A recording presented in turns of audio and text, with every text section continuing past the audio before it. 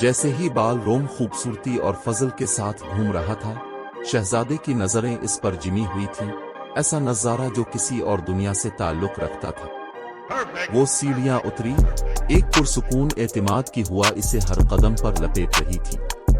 Sir फिरे, कमरे में सरगोशियां गूंज रही थीं, फिर भी वो सब के लिए एक मुअम्मा बनी हुई थी। जाने पहचाने चेहरों के इस समंदर में एक अजनबी, वो बाहर खड़ी थी।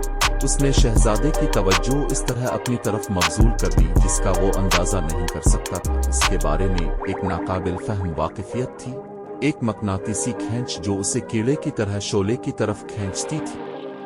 हर हरकत के साथ वो एक ऐसा राग गूंजती दिखाई देती थी जो सिर्फ वो सुन सकता था, एक धन जो उसकी रूह के अंदर गूंज रही थी। इसके करीब पहुंचकर उसने उनके दरमियान एक गैर वाज़ेह ताल्लुक महसूस किया, एक गैर मरी धागा बनता है। इसका सवाल हुआ में मुअल्लक था, क्या हम मिले हैं? इसका जवाब एक सादा लेकिन पुरअसरार जवाब था, मुझे अब आपसे मिलकर खुशी हुई है। इसके अल्फाज में यकीन का वजन था, नामुमकिन के इम्कान पर यकीन था। उसने शहजादे के अंदर कुछ हलचल मचा दी, एक तजस्सुस जिसने इसे अपने सामने खड़े इस मुअम्मे को खोलने पर जोर दिया। उनका रक्स एक कहानी की तरह सामने आया, हर कदम उनके दिलों की ताल से गूंज रहा था।